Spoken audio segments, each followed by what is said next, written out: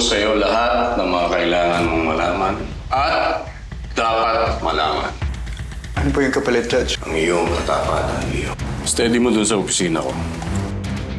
Bantayan mo mabuti ang taong yan, ha? Nakapasok na ako sa home office si Balmores. Posibleng sa susunod na punta ko doon, may sekreto ako malalaman. Call Rachel. Kailangan mo ako i-schedule ASAP ng operasyon. Sige, tawagan ko agad si Doc Sap. Salamat, Rachel. Sa lahat ng empleyadong babae na nakausap ko, siya lang nagbanggit sa pangalan ni Rudy. Ito na yung hihintay natin. Laban lang ha, para kay Fatima.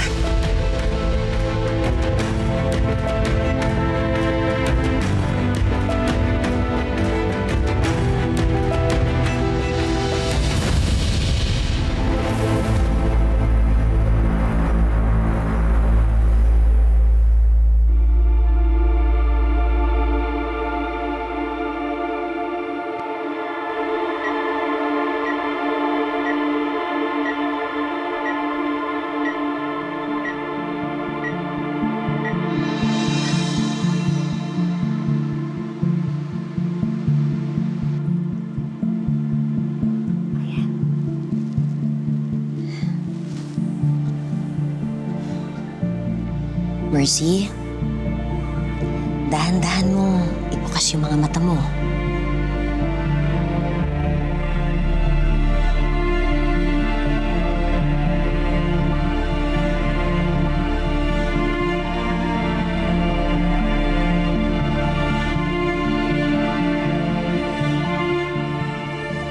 Nakakakita ka na ba?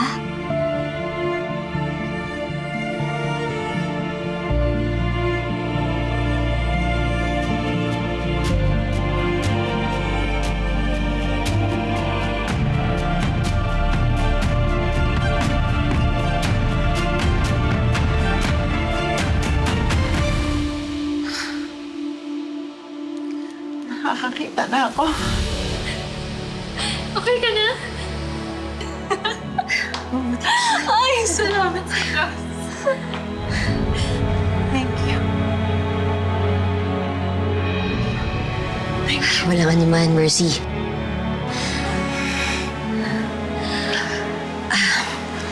Mercy, ngayon nakakakita ka na. Kailangan mong suotin tong salamin na to hanggat hindi pa fully healed yung mga mata mo. Importante to para maproteksyonan yung mata mo. At makikita tayo sa follow-up check-up mo. Thank you. Walang anuman. Oo nga pala. Makakaramdam ka rin ng konting pagkahilo dyan. Pero normal lang yon, huwag kang mag-alala. Nag-a-adjust pa kasi yung mga mata mo. Mawawala rin yan over time. Aayusin ko na yung discharge order nyo ngayon, ha? Magpalakas ka, Mercy, ha? Kumain ka ng maigi. Thank you. Ha? Sige na, kami mauna na. Grabe, nakakatuwa naman gumana yung operation. Siguradong matutuwa si Fatima. Rachel, kailangan natin isekreto to habang naghahanda tayo sa pag-alis namin ni Fatima. Kailangan kong mamulat sa lahat ng katotohanan tungkol kay Dad at kay Miguel. Mas madali kong magagawa yan kung hindi nila alam na nakakakita na ako. Tama ka. Sige. Sige, Mercy.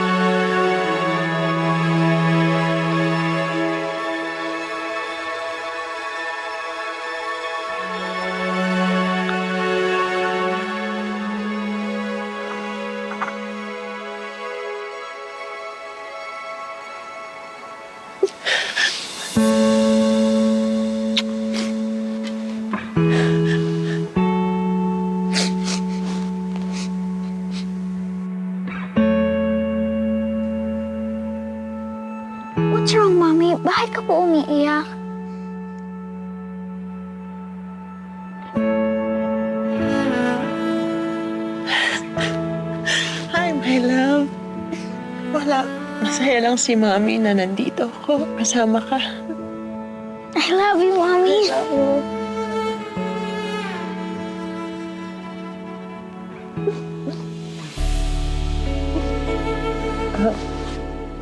Fatima, masama lang yung pakiramdam ni Mami.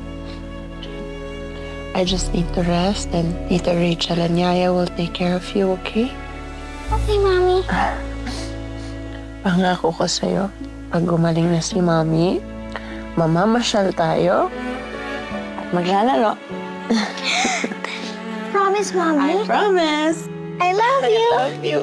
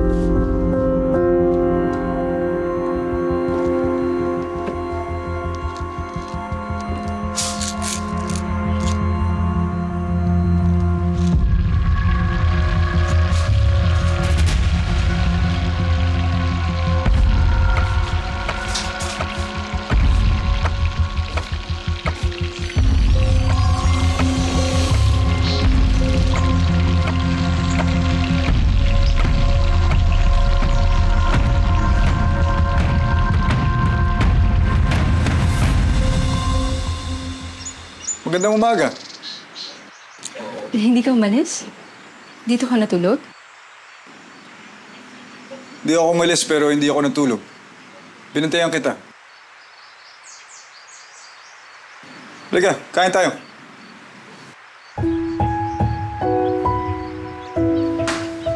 Pinagluto mo talaga ako ng breakfast? Deserve mo yan. Upo ka.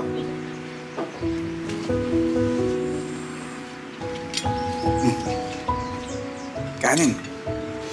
Sabihin mo sa akin kapag titigil na. Iyan.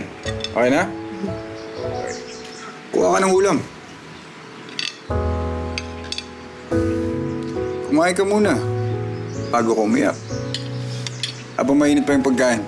Sige na. Ito naman. Insan na mag-emote. Cherry, huwag kang magagalit ha. Pero kagabi ka pa nag-emote. Talaga? So, hindi ko na matandaan. Kagabi may nababanggit kang pangalan. Rudy.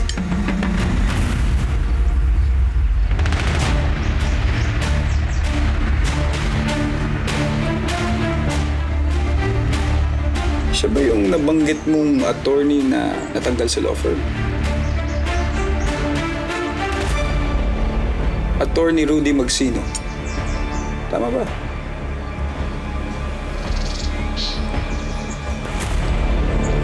Siya pa ang dahilan kung bakit laging may lungkot dyan sa mga mata mo.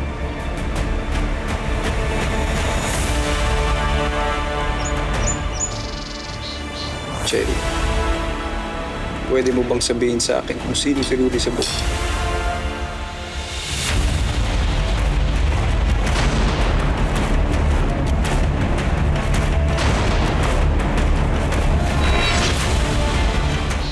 Cherry. Alam ko na siya ang dahilan kung bakit ka nagkakaganyan.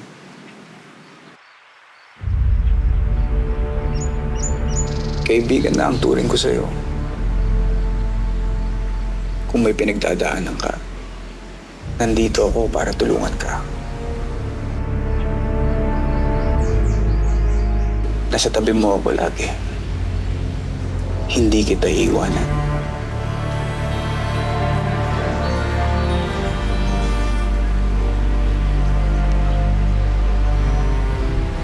nakilala ko si Rudy.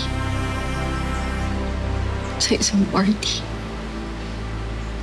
Nung mga oras na yun, naghahanap ako ng trabaho. Pinakilala niya sa akin si Atty. Miguel.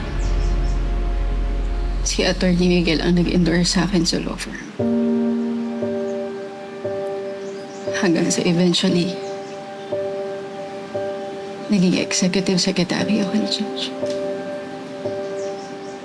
Mabait siya. Maalaga. Nasa kanya lahat ng qualities na gusto ko sa isang lalaki. Kaso may pamilya na siya. So nagkaroon kayo ng relasyon?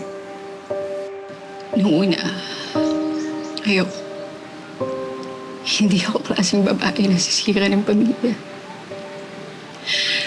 Bukod doon, kinausap ako ni Atty. Miguel na baka problema si Rudy. Baka maka-apekto sa trabaho ko sa law firm. Pero hindi ako nakinig kay Atty. Miguel. Siya yung unang lalaki na minahal ko.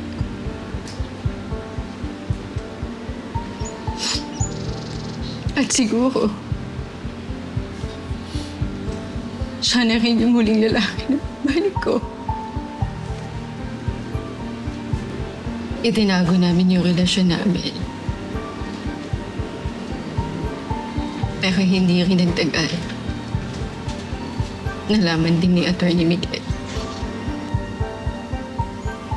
Gusto niya kami maghiwalay. Nung umalis siya sa law firm, hindi ko na siya nakita. Kaya naisip ko na baka niloko niya lang ako. O baka mas mahal niya yung pamilya niya kaysa sa akin.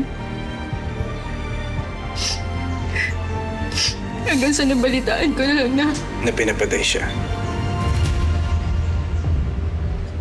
sakit. Sobrang sakit. Akala ko wala na yung pagbabalik ko sa kanya. Pero nang iniwan niya ako, mahal na mahal ko pala siya.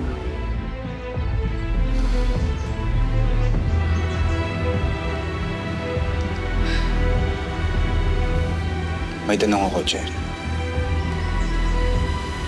Ano yun natin? Kilala mo ba kung sino ang nagpapatay kay Rudy?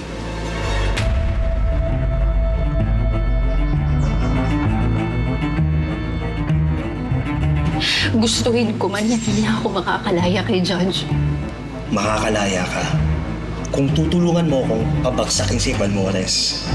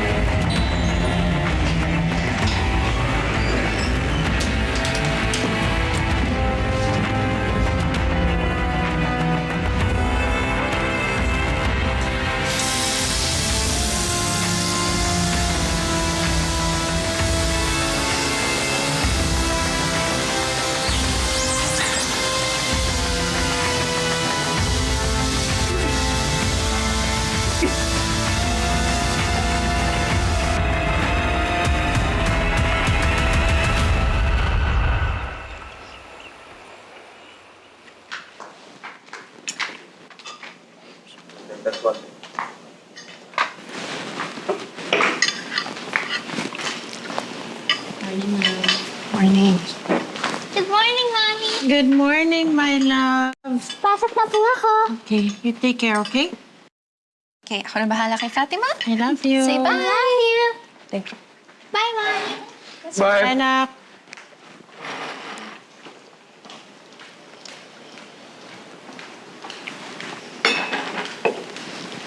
Kamusta?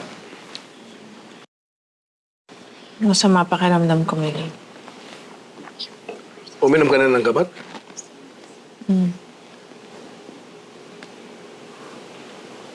Pagdating ko, wala, tulog ka na eh. Ayun nga, sinabi sa akin ni Yaya na may sakit ka. I got you flowers.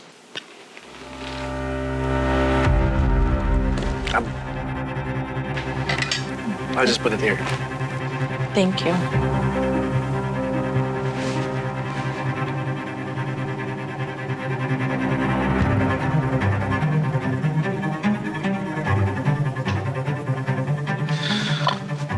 Wala na ako.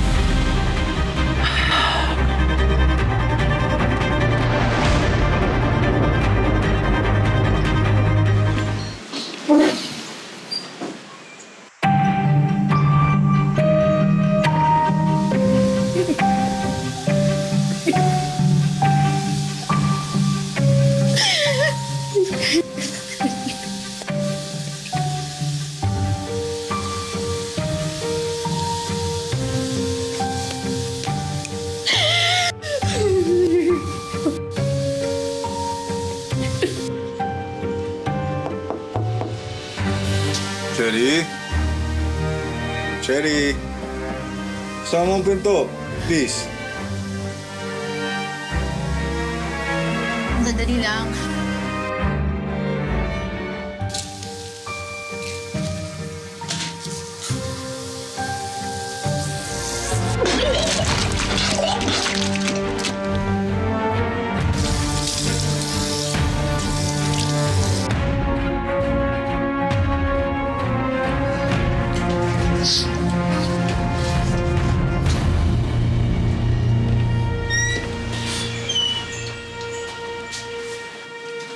Sorry, Cherry.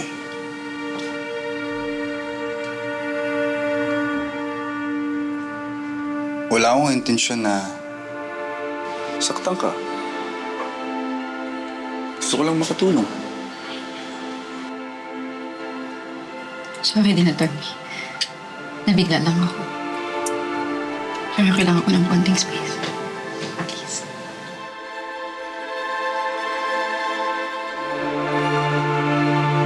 Kung anong sa tingin mong makakabuti. Pero salamat sa malasakit. Ikaw pa din ang light and shining armor ko. Alam mo, Cherry, may mga panahon sa buhay na mawawasak at mababasag tayo.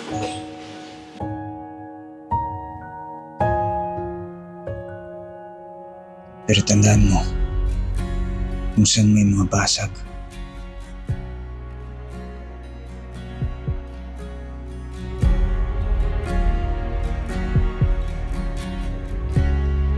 doon pumapasok ang liwanag.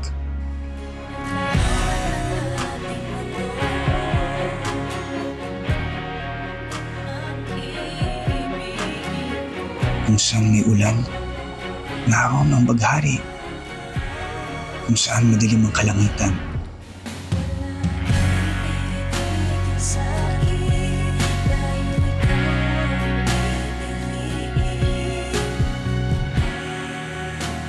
doon maniningning ang mga bituin.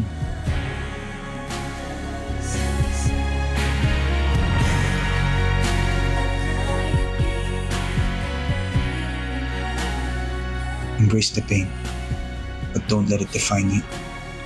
Mas malakas ka sa pagkakakilala mo sa sarili mo. Hanapin mo ang sakit. Wala na tayong magagawa doon. Parte ng buhay nating lahat. Pero huwag mong hahayaan na yun ang magdikta ng pagkatao mo. Alam mo, Cherry, mas malakas ka sa pagkakakilala mo sa sarili mo.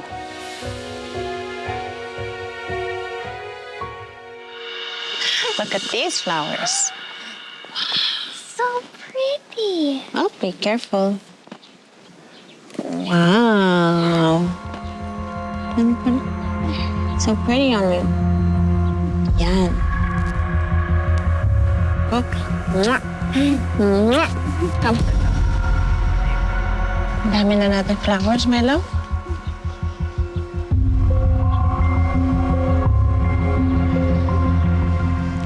Are you ready for school? Yes, Mommy. Okay, good. Do well in school today, okay?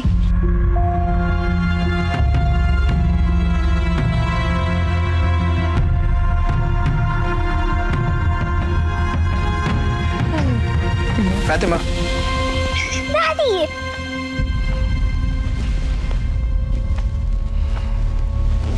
sige na. You're gonna be late for school. Come here, anak. Ano yan? I love you. I love you, Mommy. Okay.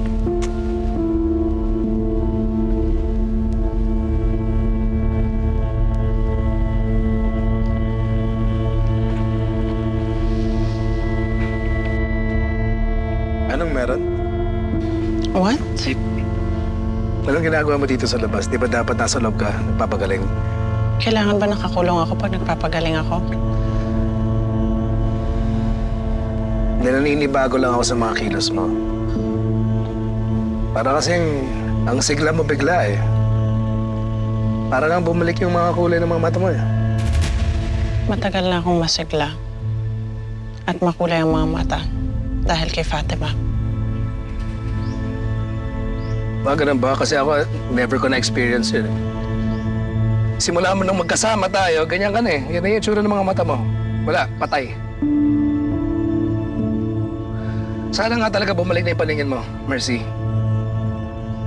Para naman makita mo kung gaano ka-sincere ako pag sinasabi ko sa'yo, mahal na mahal kita, Mercy. At mag-iintay ako hanggat sa paggaling mo. Kaya kung hindi mangyayari yun, walang magbabago. Nandito pa rin ako.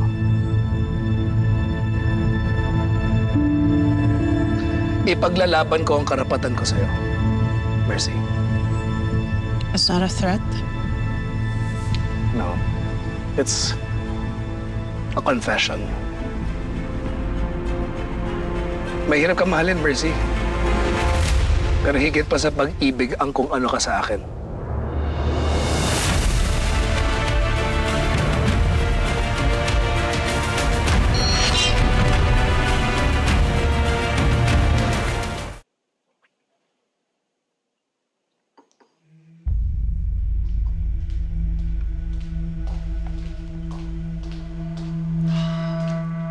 Rachel,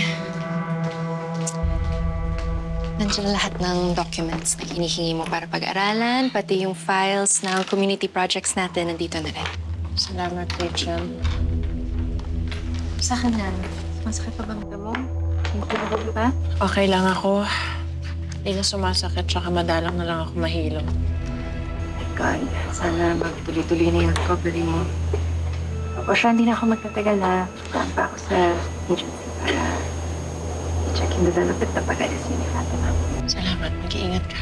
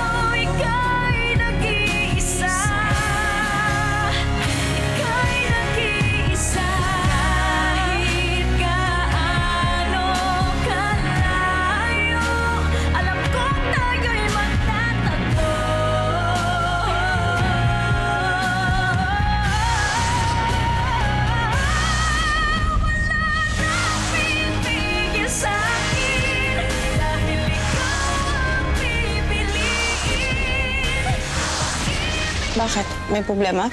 Si Cherry, si Strawberry. Siya yung naglaglag kay Rudy? Pilitan lang si Cherry na ilaglag si Rudy. So, anong plano? Kapag bumaliktad si Cherry at si Tatalino, malaki ang posibilidad na hindi lang si Balmores ang makukulong. Kung hindi pati yung mga drug smugglers dun sa port. Jane? Miguel! Huwag mong tutularan yung ginawa ni Dad.